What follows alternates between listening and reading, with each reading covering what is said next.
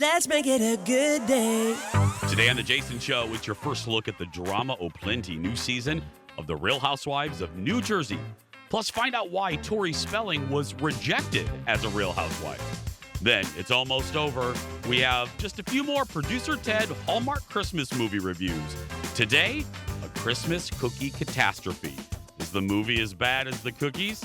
And a member of our team was front and center for the boy band Christmas extravaganza. It's a throwback like no other. The Jason Show starts right now. Here we go. Let's make it a good day. We do it our own way. Let's make it a good day. Oh, no matter what they say. Oh, yeah. Good morning, everyone. Happy holidays. Happy Blizzard Day. Let's make it a good day. Welcome to the Jason Show. Hello, I'm Jace. How you doing? Kendall has the day off. She's enjoying some wine probably right about now. But these people, they do not have the day off. Look at that group right there.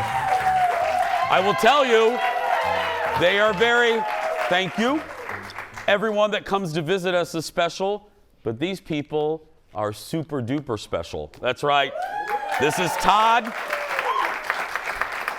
That's Todd right there in the front row in the Oprah Winfrey Show chair. Todd bid $250,000 for to be in our audience at a silent auction. That's how much it was, right, Todd? Absolutely. Perfect. So those are Todd and his friends. It was funny. The crew and I in our Jason Show before the show meeting, we're like, wow, we got to do something really special for Todd. I'm like, do we take him to the ground round for lunch or something, or have Aaron sing? Yeah. So what we decided was, they don't know this yet, but Aaron Schwab is going home with you guys. That's right. That's right, for the whole weekend. That's right. She's going to sing. No, you're going to wake up. Aaron's going to be there singing. You're going to eat your Christmas breakfast. Aaron's going to sing for you. That's right.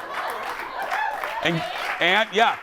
And the best part about it is Aaron didn't know until just now. That's right. That's right. Todd approves. So here's the deal. So Kendall's off, and but that's okay. I want her to enjoy herself because we have something to fill the lovely void that she's left over here, and that is our that is our executive producer Jeff. He's returned from his trip to Portugal. There he is. Now, so here's what happened. Jeff went on just a normal trip as he does. He gets time off just like us. He went to Portugal, and he was supposed to be back on Tuesday. But as you know, if you look at your calendar, today's Thursday. And this is Jeff's first day back. Now, Jeff, why were you not here on Tuesday? Well, Tuesday I was flying from Portugal to Amsterdam and then home, right? Well, 30 minutes into my flight from Portugal to Amsterdam, the pilot gets on, and you're like, he's just going to tell us, we're at cruising altitude. Yeah. Everything's fine. Nope. It turns out the landing gear on the plane was stuck down. Yeah. And he had been dumping fuel for a half an hour. What? And so we're like, oh, so what does that mean? We're just going to coast into Amsterdam? No, we had to return. But the pilot said, now we think that the landing will be no problem because the landing is stuck down. Yeah.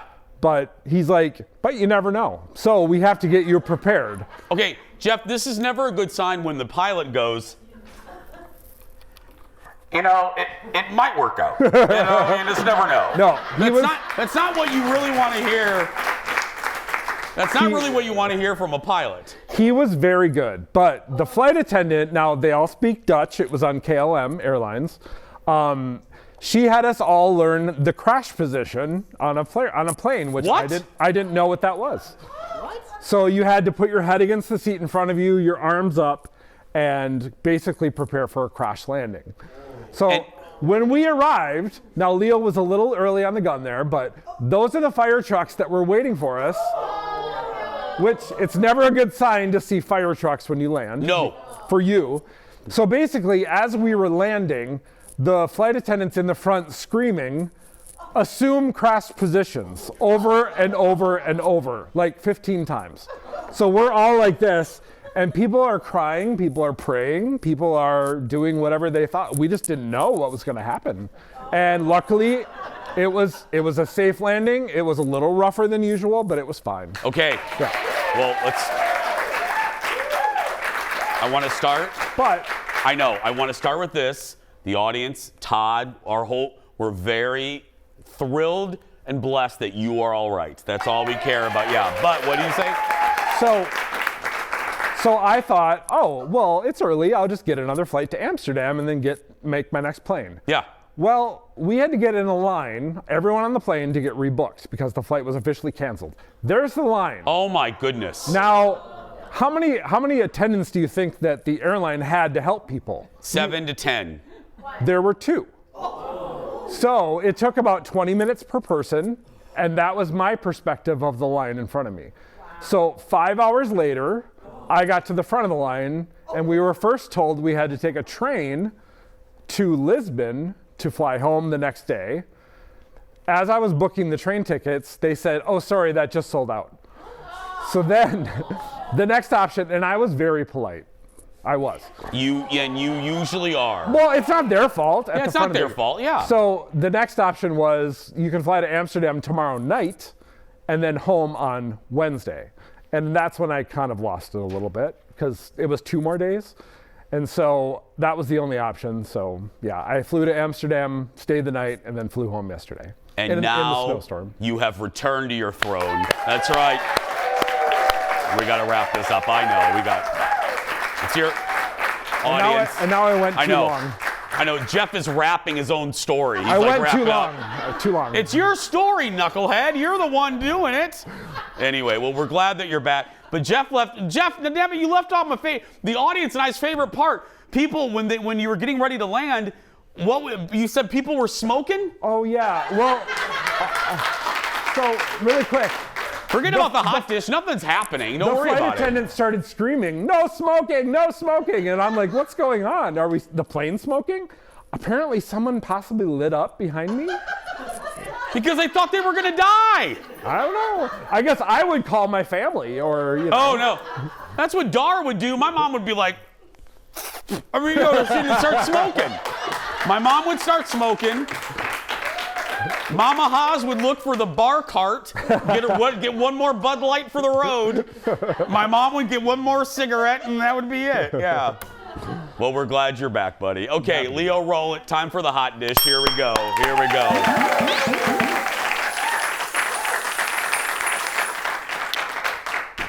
The teaser trailer for the new season of Jersey, The Real Housewives of New Jersey, is out. Now, look. This is one of them that I must admit that I don't watch, but I love a good trailer, and I know the basic characters. Everybody knows Teresa. She flipped the table. And among the storylines, Teresa is moving on from her ex. Look at this. Keep it moving. Don't let the door hit you in the ass on the way out. There's no Just get your hands out of my face thing. This is how I talk. Mind your business. No, Teresa. Oh my God. You can be mine forever. You're already mine. My wife's not into wedding. You. It's just her fault. No, you literally have one family member. Her family's not into wedding. Them. My mother has been nothing but good to her. Shame on her. I'm gonna break your balls. Go ahead. Right now. He saw Melissa in the back seat, and she was making out with another guy. I don't think you guys are happy. What do I need to prove to you? Get out of my face. Shut the up. I'm gonna punch him in the face because I got nothing to lose. Oh my God! She's always wanted to keep my brother and I apart. She got her wish. Wow.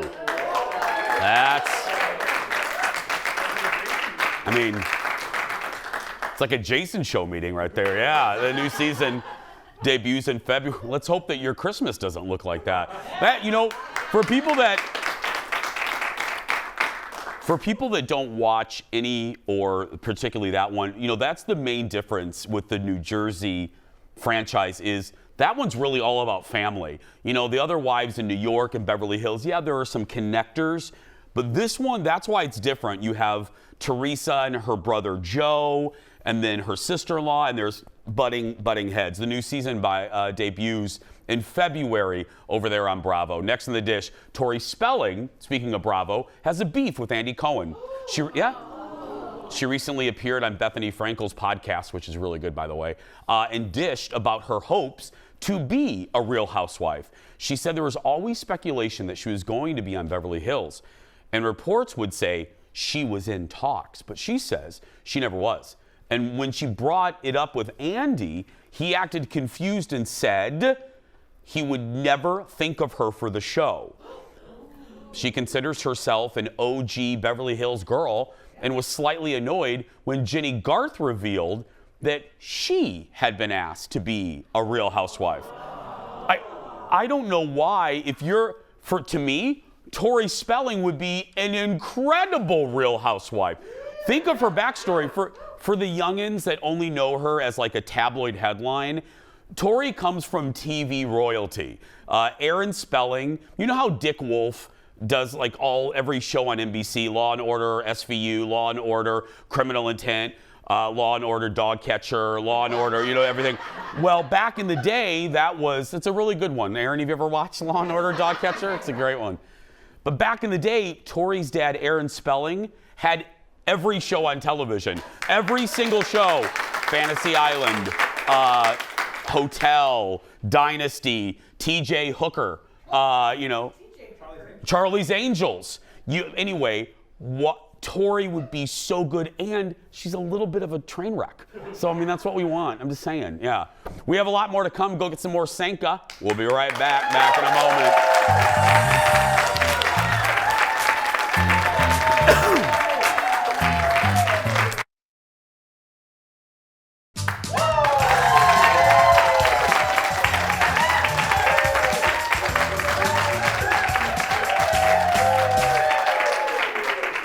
Welcome back, friends. Our hot dish now continues with our Insider to the Stars. Please welcome from the hugely popular, it was ranked number, I think, 4 or 5 on Apple Podcasts for entertainment, the Hollywood Raw Podcast, the one and only Dax Holt, everybody. Hello, Jason. Hello, audience. Yeah, Dax, congrats. I saw the social. What were you guys ranked? Number 5. We hit into the top 5, so it was very exciting. It's a big deal. Cool when you see, just it going up, and you're like, come on, you can do it. And it was fun to break into the top 5. We've hit 1 in the past, but I am very happy to be at number 5. Well, you should be. It's a great podcast. Speaking of the cast, you guys did a year in review.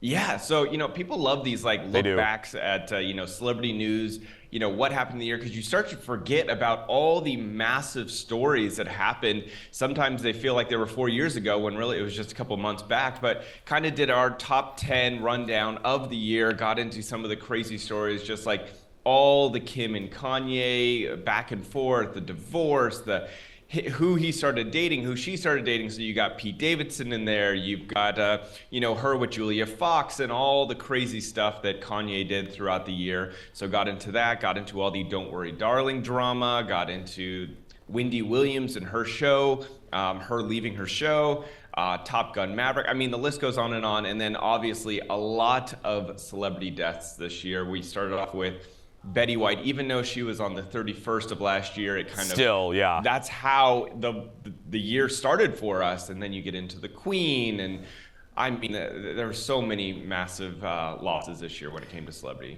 life. Dax, I notice everything.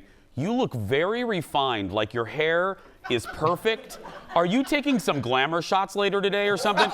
You look but your hair. It's like perfectly coiffed. Your facial hair is perfect. Are you taking holiday photos or something soon, today? I'm not. My hair is probably the longest it's ever been, Jason. Look at this. This is my insanely goodness. long. What is? Good Lord, Pippi Longstocking. What is that? I've just been growing it out for the last couple of months. It's been a fun change. I've always had short hair. Oh, that's fun. Anyway, hey, how did the Jimmy Kimmel Bowl go? It was so fun. Such a momentous moment for Trophy Smack. And if you don't know, I've got a trophy and awards company. We do make championship belts and fantasy football trophies, all this kind of stuff. And we were the presenting partner for the the awards, the trophy, the championship belt at the Jimmy Kimmel Bowl. And it was really cool. You know, we got to hang out with Jimmy backstage, show him our belt, and then he presented it to the Fresno State, who actually won the LA Bowl on Saturday. So that was really, really fun. I know he was making jokes, yeah. Congrats to Dax again. Dax, I know Jimmy was making fun in the monologue trying to push tickets. They weren't going real fast. Was it pretty well attended? Yeah, it was sold out. Oh, nice. They did when Fresno got into the bowl, that's what changed everything because it's a local school. So like everyone started coming down. And the really fun part is my business partner, Matt, he's actually alumni of Fresno State. So for him, it was a real full circle moment that his school is now in a bowl that he is, you know, has made the championship belt for. So that was really cool. And Fresno won. And so he was just out of his mind. One last question looking into 2023. How long are you going to let that hair grow, Dax? We'll see. I don't even know what the plan is yet. I started letting my facial hair grow, my hair. I'm just wild right now. I was going to say, are you Denise planning to move to the woods or what's happening? I mean, it's I don't know. It just sounded fun. Like the other day, I'm like, let's just try it. See what happens. See how beardy I can get. You look great, my friend. Well, have a good holiday. Give my best to the family, okay? Thanks, man. Bye, buddy. You can find the Hollywood Raw podcast wherever you find your podcast. Go support him. Number 5. I'm proud of him. Jeff, are you still mic'd up? Yep. Okay, Leo, go to the Jeff cam. I got one more question. The audience and I are wondering. Jeff, did you ever feel like you were going to die? I mean, the thought crosses your mind, but I don't know. Okay. I do have a weird thing with, like, I like reading about plane crashes and stuff, so Yeah. I'm like, that would be interesting if I was in a plane crash. I know, yeah. Is that morbid? I don't know. Well, a little morbid, but Jeff, on behalf of myself and Theodore and Eric and Aaron, we promise your graphic would look really good. We'd make a good looking, that's right. Wait, it would have said like Jason Matheson show, and then it said like underneath it'd be like producer dies. Yeah, exactly. No. We would make sure your picture's real big. Did you text anybody in your last moments? I did, yeah. Yeah. Not you, sorry. Yeah, I was gonna say.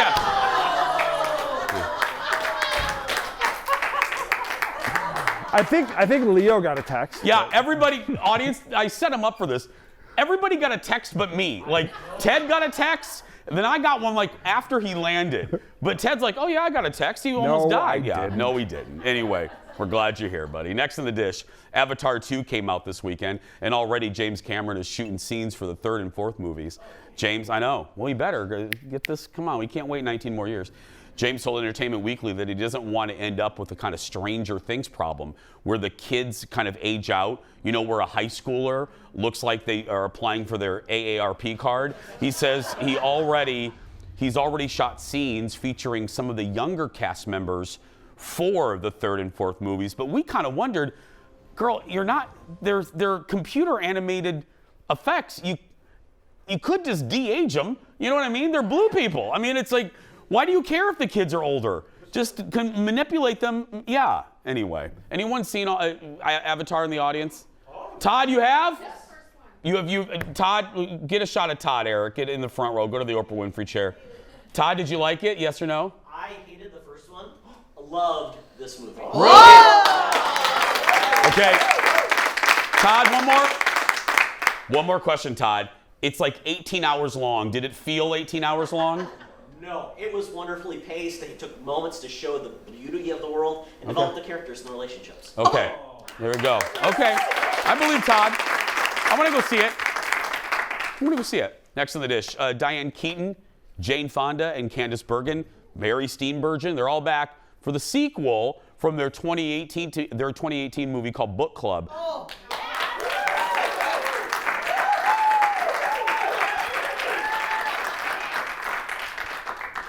Shocked the hell out of us. Jeff wasn't even sure he's like, who heard of the first one? Aaron Schwab, I guess. Okay. The audience, okay, I get it. Yeah, the 4 of them are now going to go. They're going to go on a European vacation this time. Wow. Jeff, I gotta tell you, yeah, Jeff, I gotta tell you, they weren't this excited over your return. They were, you know. So it's called Book Club 2, the next chapter. Look at the teaser. Life is like a really great novel. You never know what the next chapter will bring. Hello. Oh. One question, what's going on with the gloves? I'll show you what's next. What? Oh my God, you're engaged? When did this happen? It was last night. You know what that means? Bachelorette. The book says we can't reject our destiny. And I think we should all go to Italy. Italy? We might never have a chance to do something like this again.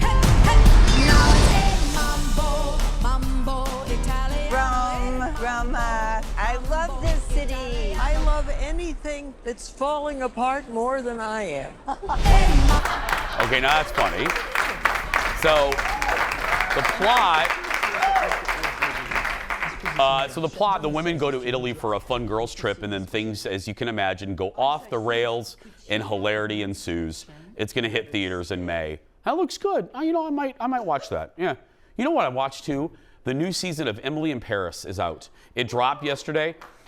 Oh, thank you, second. Well, wow, second row, one woman watched that right there in the orange. Yeah. You're Emily in Paris? She loves Emily. Oh, I'm like, wow, that's Emily in Paris in our second row. She's the top. Have you seen? Did you watch the third season yet? No, it starts tomorrow, like last night. No, right? last night. Oh, I missed. Well, get on it. Get on it. What are you waiting for? I'm yelling at our second row. Yeah, come back tomorrow, let me know. No, I watched a couple episodes. I can't get past. She irritates me. Like I love every other character but Emily. In Emily in Paris. I got to get over it, but I'm still watching it. I don't know. Second row, yeah. Will you come back tomorrow and review it for me? Okay, thank you. Let's get to know our next JVIP of the week. Today it's Stephanie Hingham from Minneapolis.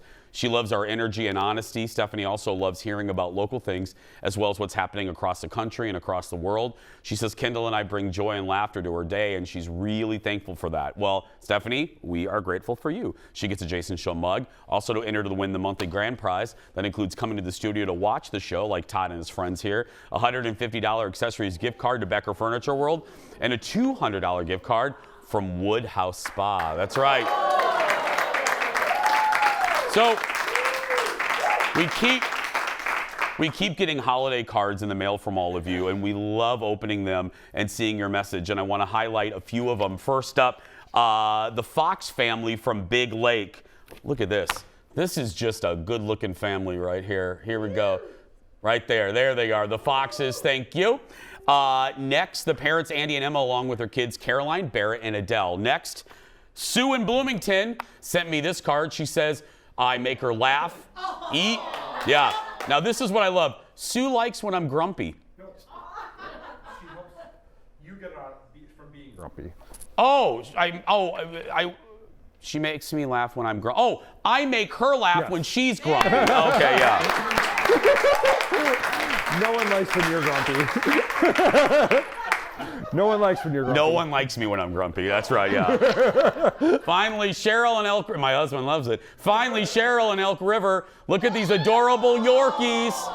Look at that. She says, thanks for making her smile in the morning. And she likes when I'm grumpy. Here we go. We have a lot more ahead. Stay right there, everyone. Back in a moment. Coming up on the show, the cookies are good. The movie, not so much. For one of his final Hallmark Christmas movie reviews. Today, a Christmas cookie catastrophe. And, calling all boy band lovers, a member of our family became a roving reporter for the boy band Christmas tour. Her exclusive interview when The Jason Show returns.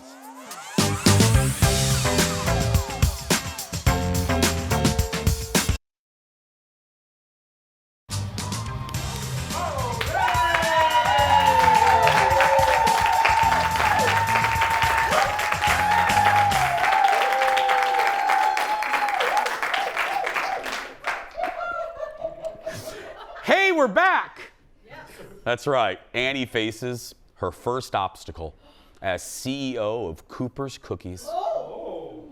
You know what that obstacle is? A theft at her shop. But while she was investigating this cookie crime, she meets her rival baker. That's the premise from the Hallmark Christmas movie, A Christmas Cookie Catastrophe. Take a look. Can I help you with something? No, thank you. Sure about that? Have you noticed anyone suspicious in here lately? Someone acting a little odd, perhaps? You know, now that you mention it, yeah. Really? Mm-hmm. And what do they look like? Female, brown hair, hazel eyes. And how tall? About 5'9"-ish. Definitely. 5'9". Okay. And what was she wearing? A very uncomfortable looking business suit, a purple sweater, and gas station sunglasses. Okay, first of all, this is aubergine. Second of all, gas station as if. And third of all, do you think this is some kind of joke? I'm not laughing.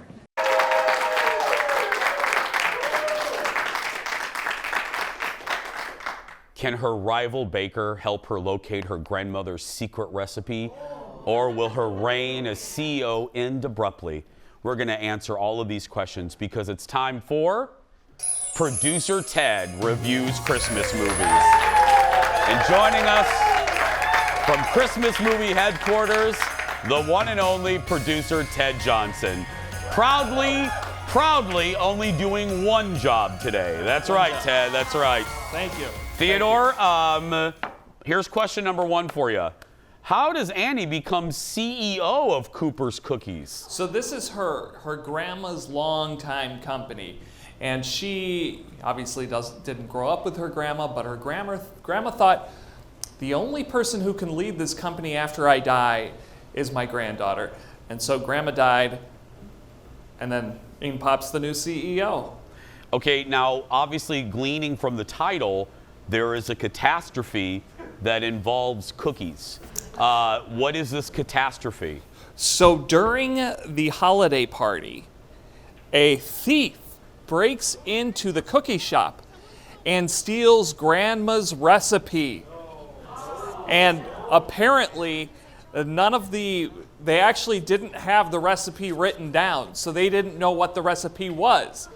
And so she had to investigate she enlisted help from the other baker, and they tried to recreate grandma's recipe just using the ingredients in different combinations. My intel is telling me that something really annoyed you about this movie. What was it? Well, so they've got these really, really big cookies that they make. And they're like, not it. But the bites that they're taking to test these cookies are minuscule. Bite into the cookie, would ya? Yeah. It was like a little dainty. Like just like a little deer, like a fawn, right? No. Ted just like, yes, eat. It's a damn cookie. Take a Kendall bite. Exactly, yeah. Oh, Kendall, oh no, What? Kendall, No? you've seen Kendall goes right in. That's why we love her. How was the acting? It was okay. Last week's acting was terrible. I think we remember how bad last week was. This week, hey, not terrible, not bad. The guy is from what, like one of the soaps, and yeah. So yeah, it was okay. Here we go.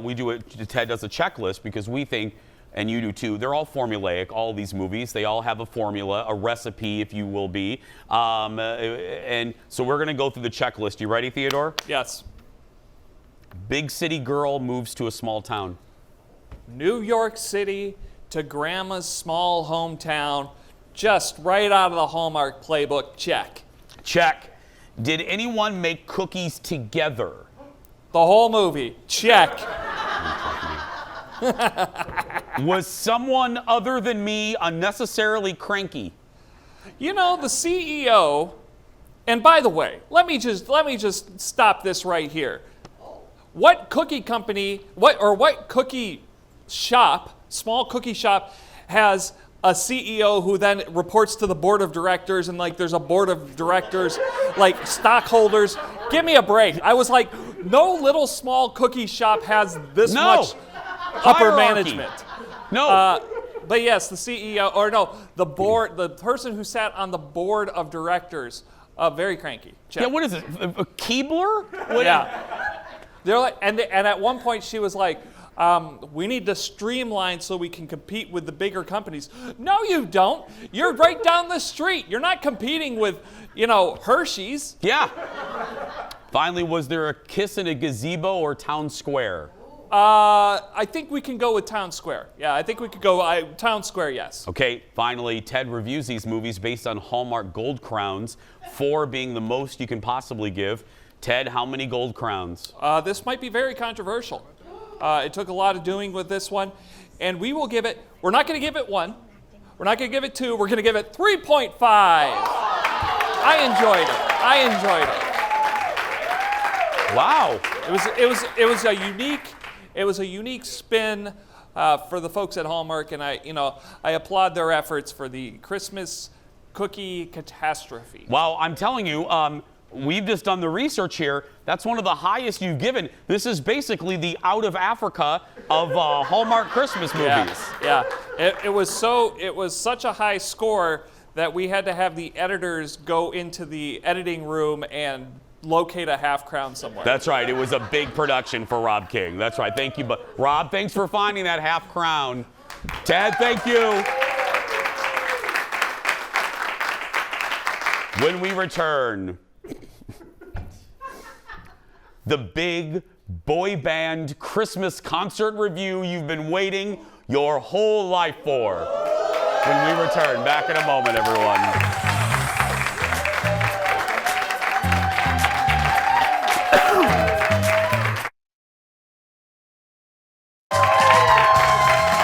Welcome back. We're going to have fun here.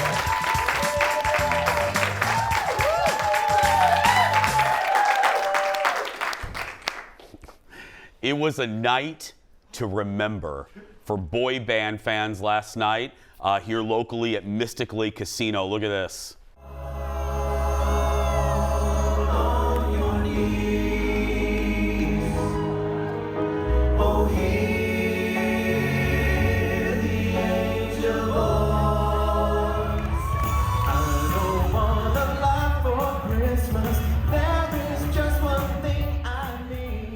That's right.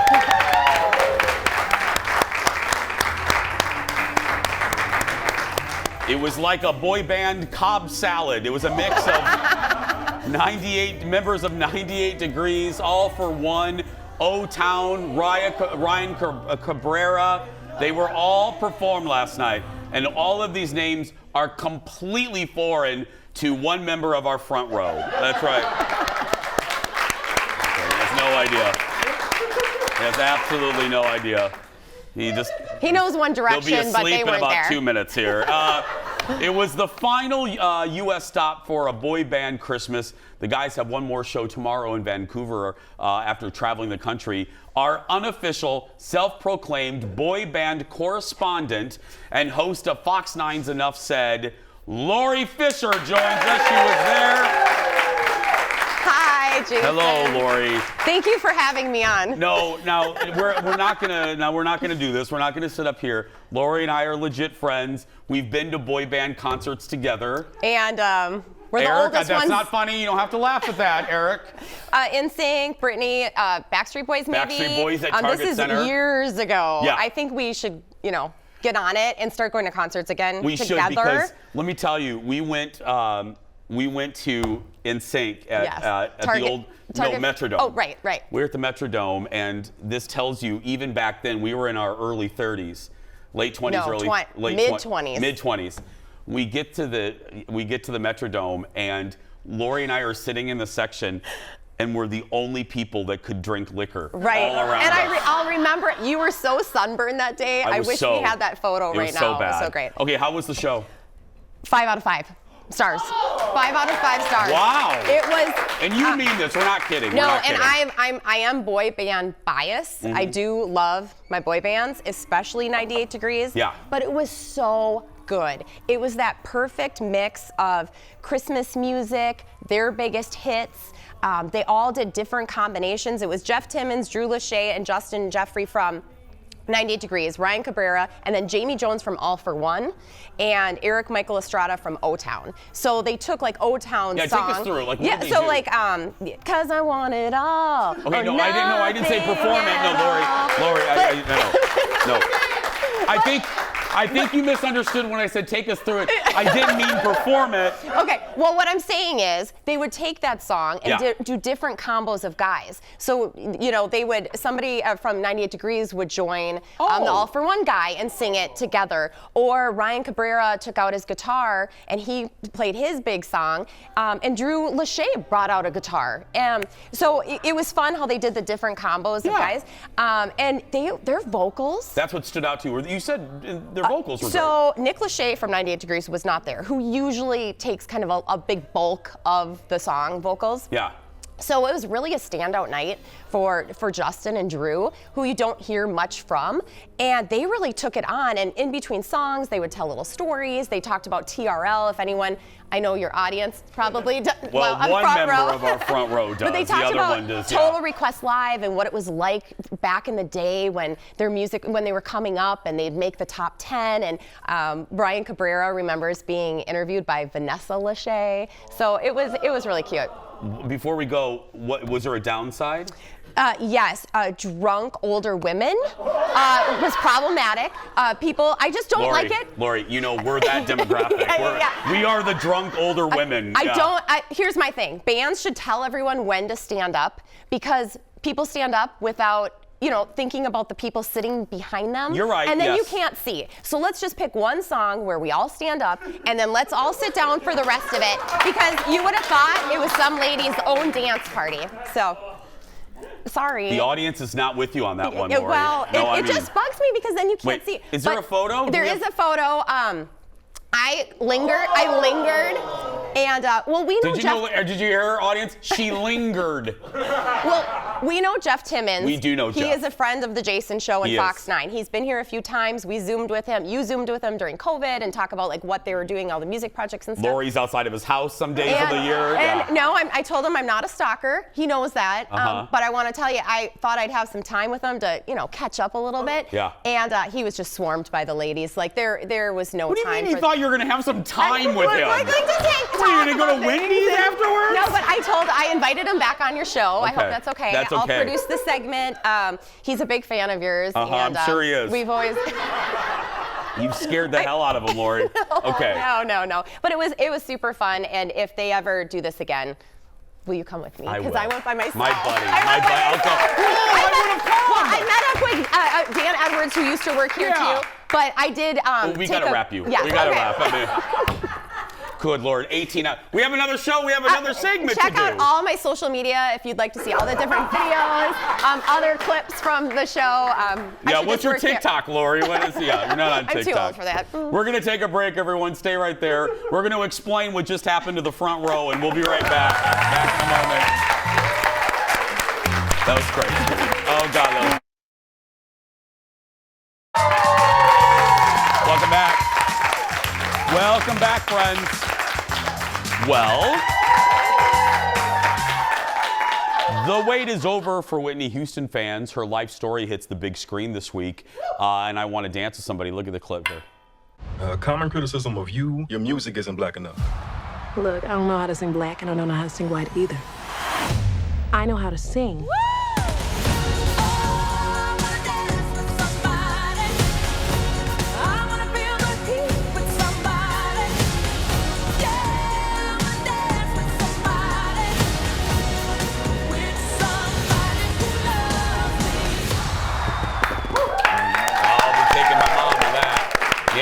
Portrays Whitney in the new biopic I Want to Dance with Somebody, and that movie is the inspiration for Game Time. Roll it, Leo. Here we go. We're putting your Whitney Houston knowledge to a test with a game that we're going to call What Do You Know About Whitney? I'll ask a series of Whitney. It took us about 4 years to come up with that name. We're going to ask a series of Whitney Houston trivia questions, and you have to guess the answer. Playing today, Laura. And the legendary Todd, everyone. There we go. Okay, hands above buzzers, friends. Please wait until now you won't do this, but please wait until I give all of the multiple choices before you buzz in. Here we go. There are 4 of them. Number 1, before Whitney hit it big in music, she was a model. In fact, Whitney was the first black woman to appear on which magazine? Vogue.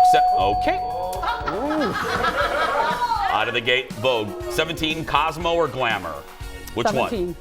You are right. It is 17. It is 17.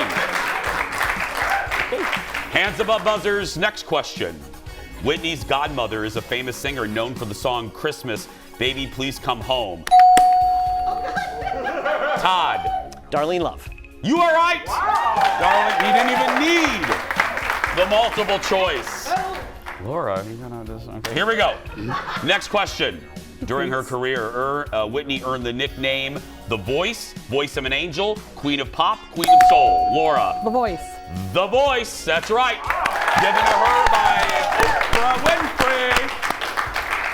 Next question, number 4. Whitney Houston earned 3 Grammy nominations for her first album in 1985, including Album of the Year. Who beat her out for that Grammy?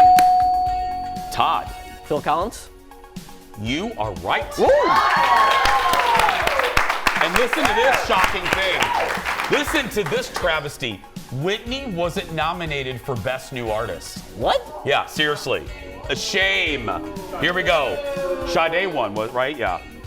Whitney holds the record for consecutive #1 hits on the Billboard Hot 100. How many songs in a row went to #1? 4, 5, 6, or 7? Laura? 6. No. Over to you. 4, 5, or 7, Todd? 5. No. 7. 7. Wow. Unbelievable. I was closer. You were closer, Laura. She's closer. Price is Right? It is Price is Right rules. Here we go. Next question. I Want to Dance with Somebody is one of Whitney Houston's biggest songs. Which famous reality show judge performed on that song? Paula Abdul, Lionel Richie, Randy Jackson, or L.A. Reid? Yes, Todd. Randy Jackson. You are right. You are right. Here's the last one. Y'all are doing great, man. Okay, here we go. In what movie did Whitney Houston make her film debut? The Bodyguard, Preacher's Wife, Waiting to Exhale, or Cinderella? Laura. Waiting to Exhale. No. Over to you. Preacher's Wife, Bodyguard, or Cinderella, Todd? The Bodyguard. You are right. You are right. Okay, the game is over. Oh, Aaron, thank you. You're welcome. Thank you, yes. Congratulations to both players. They're going home with the Jason Show mug. And this is so cool. This is from Whitney Houston's debut album, a Funko Pop collectible. This is Whitney from her first album cover and a movie poster. I Want to Dance with Somebody hits theaters tonight. Tonight, everybody. Go see it. We're going to take a break. We'll be back right after this. Back in a moment. It is so cool. Yeah, that's her from the cover. I had that album.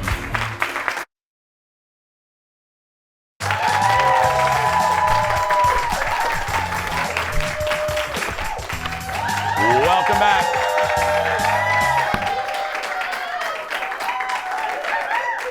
I love Aaron, and I love when the audience applause ebbs and flows. You know, it's time for the world's shortest segment. Roll it, Leo. Here we go. Dolly Parton is out with a new song, but you'll have to wait just a little while to hear it. The country legend says she recorded a secret song in 2015 and buried it in a time capsule in Hollywood. The capsule won't be opened until 2045. Also inside is a cassette and a CD player. Hopefully they'll still work in 23 years. Parton will be 99 when the song is released, and she said, believe me, it's worth the wait. We believe you, Dolly. We'll be right back to wrap things up right after this. Back in a moment, friends. That is awesome. Hope I'm alive then.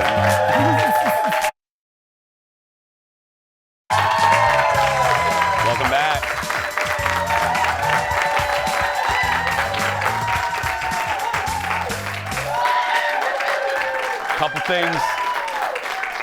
Couple things before we go. We've decided we've been inspired by Dolly Parton.